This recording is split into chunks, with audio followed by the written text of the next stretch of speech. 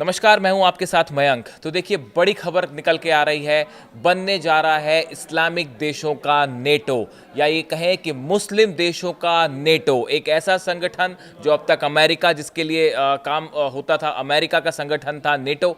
अब इसी तर्ज पर एक नया संगठन बनने की बात हो रही है, जो कि ईरान ने काफ़ी पहले जिसकी अपील की थी। काफ़ी वक्त से ईरान ये बात कह रहा था कि एक नेटो की तरह ऑर्गेनाइजेशन होना चाहिए जो मुस्लिम कंट्रीज की रक्षा करे, और अगर इजराइल की तरफ से हमले होते हैं तो मिलकर इजराइल का मुकाबला करें। देखिए, मैंने करीब अपने 2 से 3 महीने पहले इस तरह का एक वीडियो बनाया था, जिसमें हमने आपको ये बात बताई थी कि ईरान की ये कोशिश है कि नेटो की तर्ज पर एक नया संगठन बनाया जाए, जो कि मुस्लिम और इस्लामिक देशों का एक अलायंस हो, जिसकी अपनी मिलिट्री हो और मिल के मुकाबला करें। देखिए, करीब 3 महीने पहले हमने आपको ये बात बताई थी, और अब जो दोहा में बैठक हुई OIC की, ऑर्गेनाइजेशन ऑफ इस्लामिक कोऑपरेशन, 57 देश जुटे, ईरान भी इसमें शामिल हुआ। इसमें जिस सबसे बड़ी प्रस्ताव पर जिस पे चर्चा हो रही है, जो कोशिश हो रही है, वो है नेटो की तर्ज पर इस्लामिक देशों का एक ऑर्गेनाइजेशन बने। देखिए, हम अपनी खबर जो आप तक पहुंचाते हैं, पूरी रिसर्च करके पहुंचाते हैं, ऑथेंटिसिटी के साथ पहुंचाते हैं, और जब खबर पुख्ता होती है तभी पहुंचाते हैं। हमने 3 महीने पहले आपको ये बताई थी बात, मैंने खुद ने वीडियो बताया था, मैंने आपको बताया था कि जो है नेटो की तर्ज पर जो है वो ईरान ये अपील कर रहा है इस्लामिक देशों से, यहाँ तक कि चाइना और रशिया से भी, कि इस तरह से एक संगठन होना चाहिए। और देखिए, वो बात अब सच साबित हुई। खामेनी साहब की तरफ से इस तरह की कोशिशें कई बार अपील की गई कि जितने मुस्लिम देश हैं वो एकजुट हो जाएं इजराइल के खिलाफ, अमेरिका के खिलाफ। अब इस बात को महसूस कर रहे हैं पूरे अरब देश।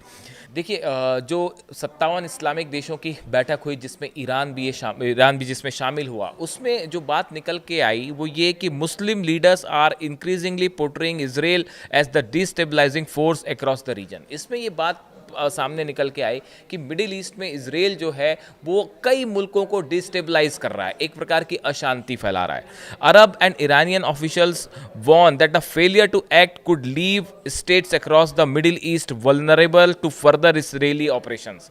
इस बैठक में जैसा कि ईरान बार बार ये बात कह रहा था, और इसको अब सब अरब देश महसूस कर रहे हैं, कि इजराइल ने जो कतर पर हमला किया, उसके बाद अगर इजराइल को जवाब नहीं दिया तो आने वाले वक्त में कई देशों पर, कई इस्लामिक देशों पर, मिडिल ईस्ट के कई देशों पर इजराइल की तरफ से हमले हो सकते हैं। इसलिए इजराइल को जवाब देना जरूरी है। ये इस बैठक में चर्चा का मुद्दा रहा। तीसरी सबसे बड़ी बात जो कि ईरान की तरफ से बार बार कही जा रही है कि एक मिलिट्री अलायंस होना चाहिए इस्लामिक देशों का, मुस्लिम देशों का, जो अगर किसी भी तरह का थ्रेट इजराइल की तरफ से हो, या किसी तरह का थ्रेट फिलिस्तीनियों को हो, गाजा को हो, तो ये इस्लामिक देशों की मिलिट्री मिल के एक्शन कर सके। इस बात की ज़रूरत महसूस की गई जो ये OIC की बैठक हुई इसमें। देखिए, हम आपको बताएं, मोहसिन रज़ाई हैं, फॉर्मर कमांडर हैं ईरान के रेवोल्यूशनरी गार्ड IRGC के। इनकी तरफ से एक बड़ी बात कही गई। He want that Saudi Arabia, Turkey and Iraq could be the future targets unless the block acts decisively. इनकी तरफ से ये बात कही गई है कि अगर इस समय कतर के हमले का जवाब नहीं दिया गया इजराइल को, तो आने वाले वक्त में सऊदी अरेबिया, तुर्की और इराक पे भी हमले कर सकता है इजराइल। ये वार्निंग ईरान की तरफ से दी गई।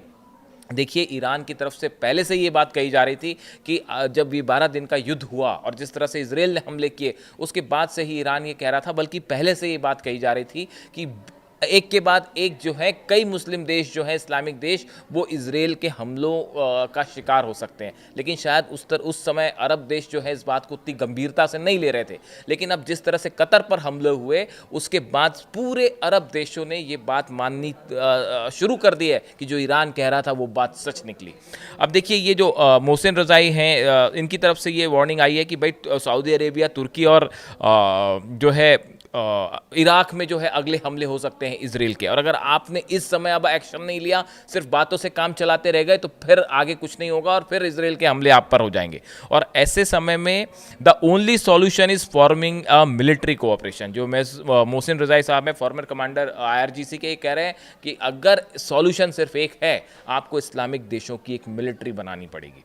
इसके अलावा देखिए, सीनियर ईरानियन क्लरिक हैं जलाल रज़ावी मेहर, इनकी तरफ से कहा गया है है, amplified the message calling for a single Islamic army which share defensive and offensive doctrines. इनकी तरफ से ये कहा गया, ईरान के एक क्लरिक हैं, कि भाई एक ऐसी आर्मी होनी चाहिए जिसके सिद्धांत एक हो, प्रिंसिपल एक हो, और जो कि ज़रूरत पड़ने पर एक साथ मिलकर एक्शन ले सके। यानी ईरान ने, देखिए इजिप्ट तो एक ब्लॉक की बात कर ही रहा है, लेकिन एक नेटो टाइप संगठन की बात कर रहा है, लेकिन ईरान जो है वो एक बड़े लेवल पे एक ऑर्गेनाइजेशन चाहता है, शायद नेटो से भी बड़ा ऑर्गेनाइजेशन चाहता है। ईरान का ये कहना है कि अगर ये नेटो जैसा ऑर्गेनाइजेशन बन गया, उसके बाद मिडिल ईस्ट के देशों को निशाना नहीं बनाया जा सकेगा। जिस तरह से ईरान पर हमले हुए, वो हिम्मत दोबारा नहीं हो पाएगी, और दूसरे देशों पर भी हमले नहीं हो पाएंगे अगर ये इस्लामिक देशों की कॉमन मिलिट्री बन जाती है तो।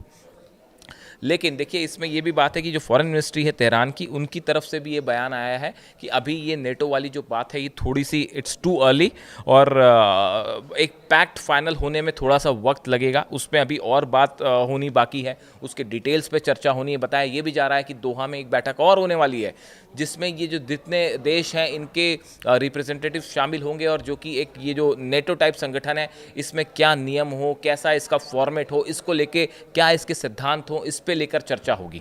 तो ये बात सामने आई है। देखिए ईरान के जो प्रेसिडेंट है महमूद पेजेश्कियान, इन्होंने जो है ये भी इस बैठक में शामिल हुए थे, और इन्होंने भी इसमें अपनी बात रखी।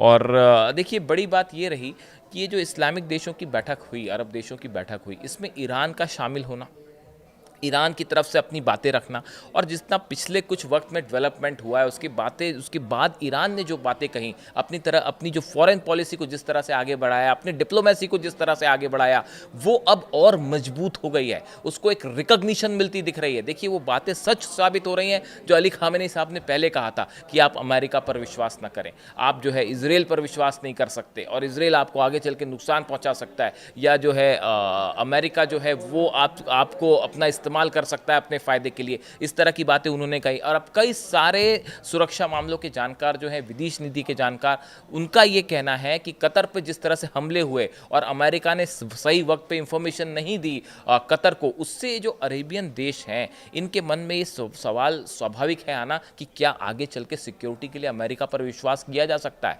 इसी बीच ईरान की तरफ से जो है, हमने कल अपने वीडियो में बताया था कि इस तरह से ऑप्शन आया, ईरान की तरफ से ऑफर आया कतर को कि आप जो है वो हम आपको अपनी मिसाइल डिफेंस सिस्टम देते हैं, आप अमेरिका का मिसाइल डिफेंस सिस्टम हटा दीजिए, अमेरिकन फोर्सेस को हटा दीजिए कतर से, दोहा से, हम आपको जो है मिसाइल डिफेंस सिस्टम देंगे। तो एक प्रकार से देखिए हथियारों के मामले में ईरान की जो रेपुटेशन है वो बड़ी स्ट्रांग हुई है। जिस तरह से मिसाइल्स हमले हुए, ईरान की मिसाइल्स और ड्रोन्स जो हैं वो पूरी दुनिया ने उसकी ताकत देखी, डोनाल्ड ट्रंप भी उसकी तारीफ कर चुके हैं। और इस हालात में अब विदेश नीति की जो बात है, ये अरब देश अब ईरान की बात से सहमत होते दिख रहे हैं। यानी आप देखें पिछले कुछ वक्त में, इस 12 दिनों के युद्ध के बाद, जिस तरह से नपी तुली सदी हुई डिप्लोमेसी ईरान ने आगे बढ़ाई। देखिए जब जंग हुई तो जंग का जवाब ईरान ने जंग से दिया, वो तो आपने देखा ही, मिसाइलें जो गिर रही थी, बैलिस्टिक मिसाइल और हाइपरसोनिक मिसाइल इसराइल पे गिर रही थी, वो सब ने देखा कि किस तरह से मुंह तोड़ जवाब दिया ईरान ने।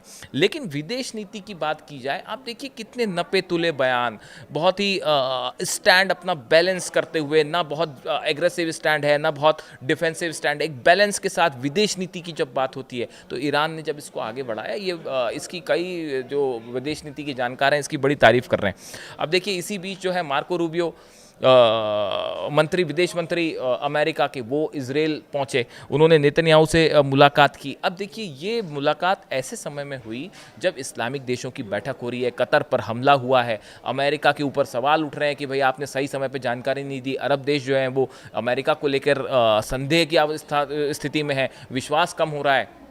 ऐसे में मार्को रूबियो की नेतन्याहू से मुलाकात और उनका इजराइल जाना, उसने इस अरब देशों के अविश्वास को और बड़ा कर दिया है अमेरिका को लेके, ऐसे बहुत से लोगों का मानना है।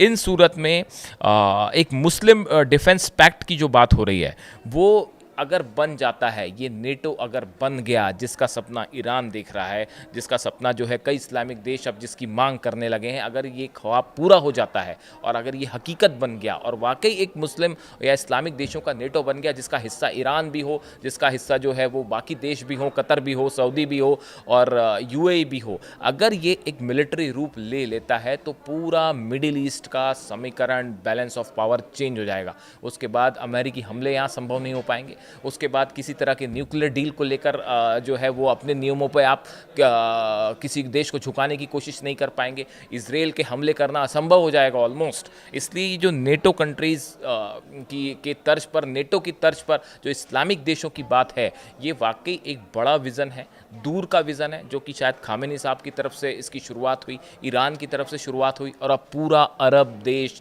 अरब मुल्क इस बात से सहमत नज़र आ रहे हैं। ये एक बड़ा चेंज हो रहा है मिडिल ईस्ट के रिलेशन पे, ये हम बार बार कह रहे हैं। और देखिए, हमने 3 महीने पहले आपको ये बात बताई थी कि ईरान इस तरह की कोशिश कर रहा है नेटो वाली, और वो बात निकल के सामने आई।